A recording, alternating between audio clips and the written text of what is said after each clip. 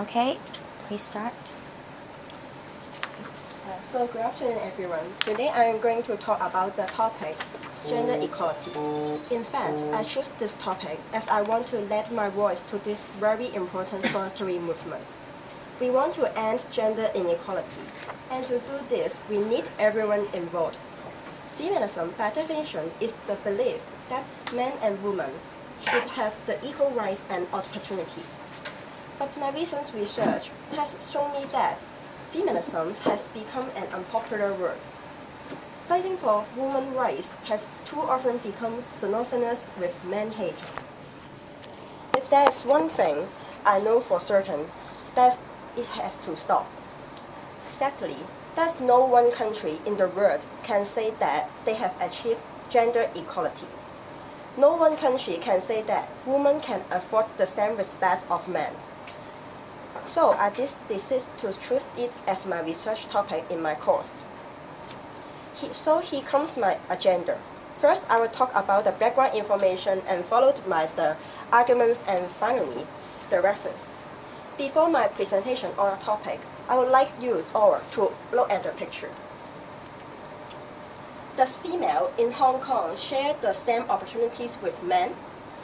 How much investment does women have to put in order to be treated the same with men? Is gender equality important to everyone? In order to answer these questions, we first need to identify some background information. In fact, gender inequality is a universal issue that female everywhere, no matter you in any one country, wants equal pay. And they want to control and decide what they do with their own bodies. And can you imagine if there is a world without women in the workplace? It can be said that everywhere in our work and our economies may not grow to this extent that we are growing. And now I'm going to talk about my literature review. In fact, I've used totally free newspaper articles. And these free articles, both Westerners and have the same views that it is needed for the government to help foster the gender equality, while the author of SCMP thinks that there must be a rethinking that the public should think about the women's stance, about how they really want to get into the political office to represent themselves.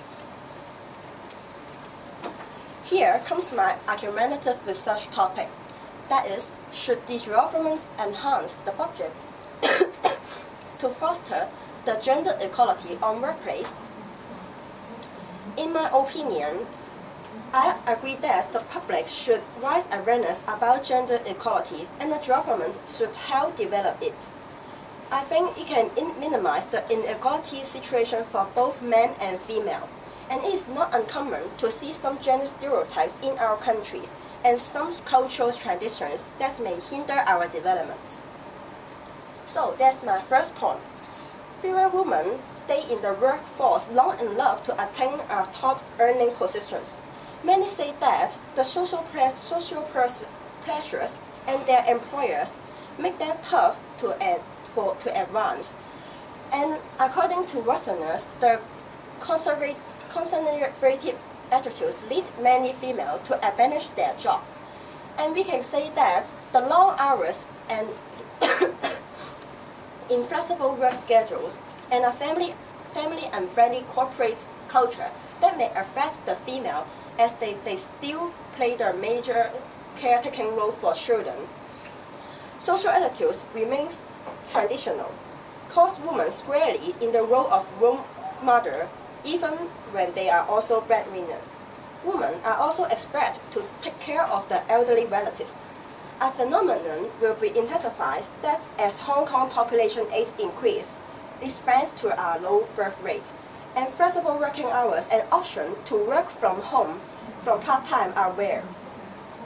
Moreover, there must be a rethinking of work-related issues like maternity leave. As I know, in today's Hong Kong, the paid maternity leave is about 10 weeks, which is much less than in mainland China.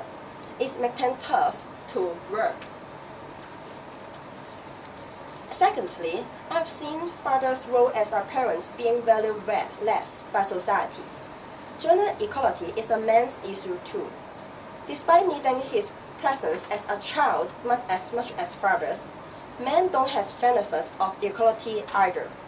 We don't often talk about men being imprisoned by gender stereotypes, but I can see how they are. I've seen young men suffering from mental illness, unable to ask for help for fear it would make them less be like a man. That's not to say like men are always favored. There are certainly things that concern men as well. For example, child care policy gives less concentration to men in their duties as fathers. They have to work hard to become corporate animals and do not have time to be fathers. This stops them from being able to contribute to the care service. So, there must be a change that must be happen. More men in the care economy and more women in the labor market. And as we know, gender stereotypes of men as the main source of family outcome let them feel more stressed. And according to it has seems that men still bear a heavier financial burden, and men are often left out of policy discussion. While some antagonists may emphasize enhancing females' position may lead to some serious outcomes, like using Me Too as a weapon to attack men.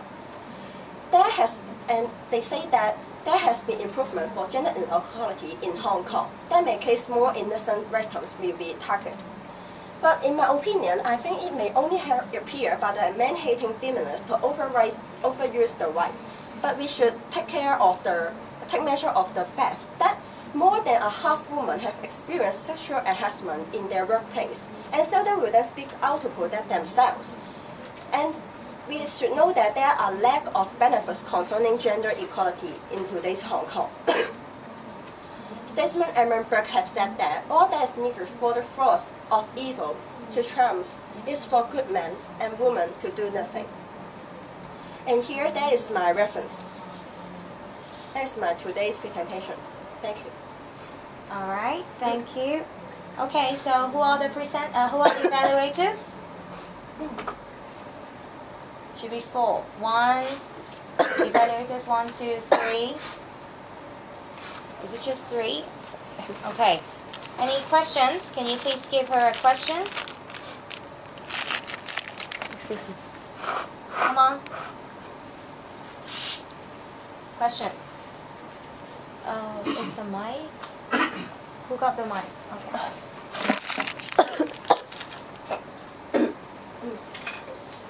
You alright? Sorry, okay. Okay.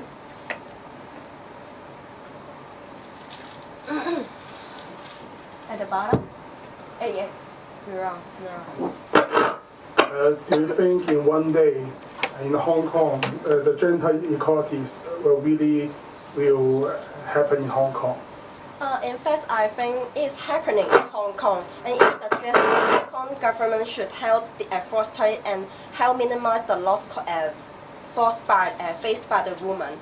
As the author of SCMP and the essay I've mentioned, gender inequality have existed for over generations. And I know nowadays there are so many people that may hate feminism this word, but I think the most important is that the ideas and ambition behind it, because not all women have received the same rights we now have. And statistically, very few have. How can we affect the change if only half of the world population engage in the formal conversation? So I think both men and women deserve the same rights, and they have to feel free to be strong so that it can foster the development of the global development. And thank you. All right, thank you. And then can I have one question from another evaluator, please? Sorry. The bottom. Oh.